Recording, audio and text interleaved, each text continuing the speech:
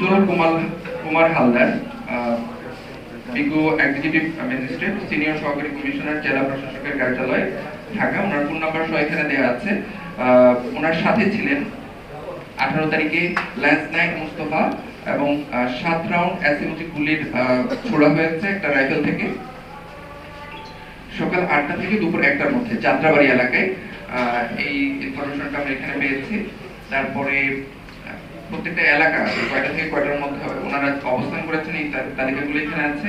দ্বিতীয়ত জনাব Amit Kumar Saha, executive magistrate, revenue deputy collector, জেলা প্রশাসকের কার্যালয়, ঢাকা। ফোন নাম্বার সহ দেওয়া আছে। 18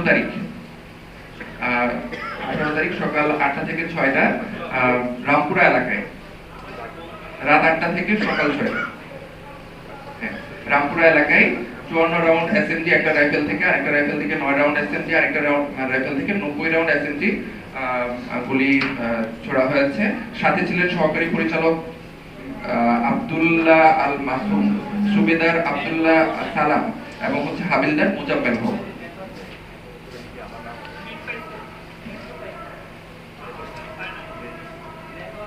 মতিঝিল আরামবাগ এলাকায় ছিলেন জনাব শামসুজ্জাহান কনক, এক্সিকিউটিভ ম্যাজিস্ট্রেট, সিনিয়র সহকারী কমিশনার। এখানে ওনার ওই এলাকাতে অবস্থান করেছেন। ওই এলাকায় আমরা জানি নৃশংস হত্যাকাণ্ড পরিচালনা হয়েছে, কিন্তু রাইফেল থেকে কত গুলি ছোড়া হয়েছে সেই তথ্যটা আমরা পাইনি।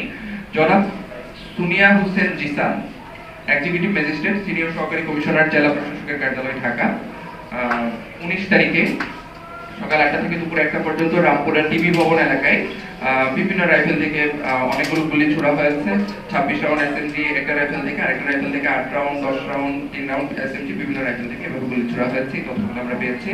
তার সাথে ছিলেন সুবেদার রুহুল আমিন, নায়েব সুবেদার জায়েদ হোসেন, হাবিলদার শফিকুল ইসলাম, হাবিলদার কামাল।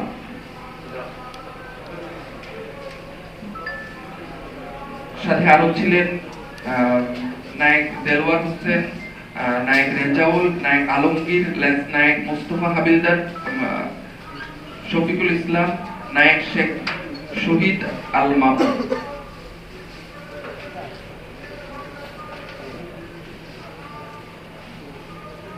জনাব আফরিন জাহান, এক্সিকিউটিভ ম্যাজিস্ট্রেট, সিনিয়র সহকারী কমিশনার, জেলা প্রশাসকের কার্যালয়, ঢাকা। ফোন নম্বর এখানে দেওয়া আছে।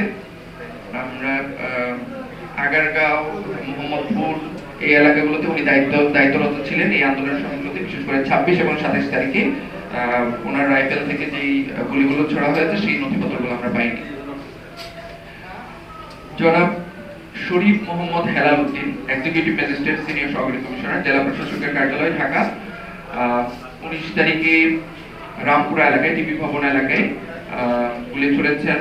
সাথে ছিলেন লেন্স নায়েক কামাল, সিপাহী সুহেল, সিপাহী আমিনুল, সিপাহী রাব্বি, সিপাহী জাহিদ, লেন্স নায়েক মাইনুল হাসান, হাবিলদার মোহাম্মদ মুকাদ্দিস হোসেন, নায়েক ফয়সাল গাজী, লেফটেন্যান্ট কর্নেল মোহাম্মদ রেদওয়ানুল ইসলাম।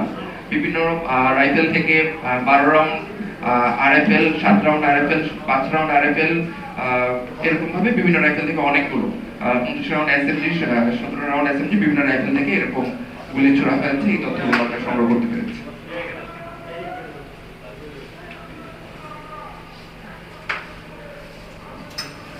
জনাব অং মাচিং মারমা, এক্সিকিউটিভ ম্যাজিস্ট্রেট, সহকারী কমিশনার, জেলা প্রশাসকের কার্যালয়, ঢাকা।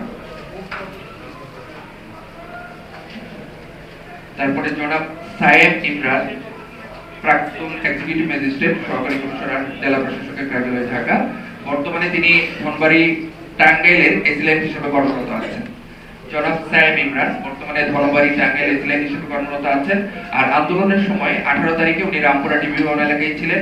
ওনার নেতৃত্বে ওনার সাথে ছিলেন সুবেদার রুহুল আমিন, নায়েব সুবেদার জাওয়াদ, হাবিলদার শফিকুল, হাবিলদার কামাল, নায়েক রেজাউল, নায়েক আবু বকর, লেন্স নায়েক হিলটন, লেন্স নায়েক আলামিন, লেন্স নায়েক আশরাফুল, লেন্স নায়েক আপেল, লেন্স নায়েক কামাল, সিপাহী হামিদুল।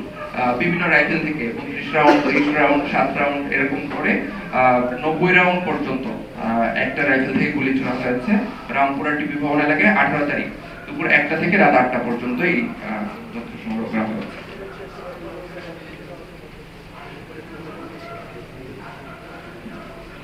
জনাব সাদিয়া আক্তার বর্তমানে নারায়ণগঞ্জ সদরে এসিলেন্ট হিসেবে কর্মরত আছেন।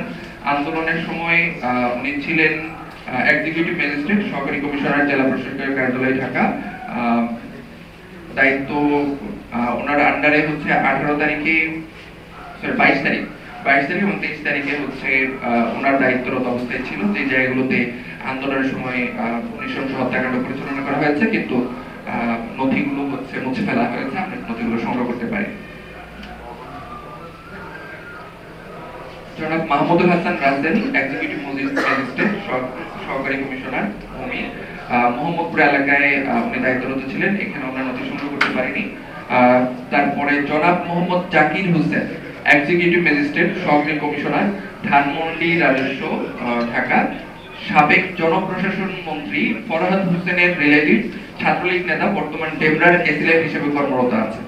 আপনারা চিন্তা করতে পারলে, মানে দেখলেই চিন্তা করতে পারবেন, ছাত্রলীগ নেতা হিসেবে ভূমিকায় ছিলেন, ডেমরার এসিলেন্ট হিসেবে রানিং কর্মরত আছেন এখনো পর্যন্ত। সাবেক জনপ্রশাসন মন্ত্রী ফরহাদ হোসেনের রিলেটিভ, নাম হচ্ছে জনাব জাকির হোসেন, এক্সিকিউটিভ ম্যাজিস্ট্রেট, সহকারী কমিশনার। 19 তারিখে সকাল 8টা থেকে দুপুর 1টা পর্যন্ত রামপুরা ডিবি ভবন এলাকায় ওনার নেতৃত্বে গুলি ছোড়া হয়। ওনার সাথে ছিলেন লেন্স নায়ক মিল্টন, লেন্স নায়ক ওয়াজেদ, লেন্স নায়ক জাহিদ, লেন্স নায়ক আলামিন, লেন্স নায়ক কামরুজ্জামান, লেন্স নায়ক রাইসুল, হাবিলদার লিয়াকত আলী, সুবেদার ফরহাদ হোসেন, নায়ক সুবেদার জিয়াউল হক। বিভিন্ন রাইফেল থেকে 18 রাউন্ড, 9 রাউন্ড, 20 রাউন্ড, 50 রাউন্ড করে 2টা রাইফেল থেকে, তারপর 77 রাউন্ড, এরকম করে এসএমজি বিভিন্ন পরিমাণের গুলি থেকে ছোড়া হয়েছে।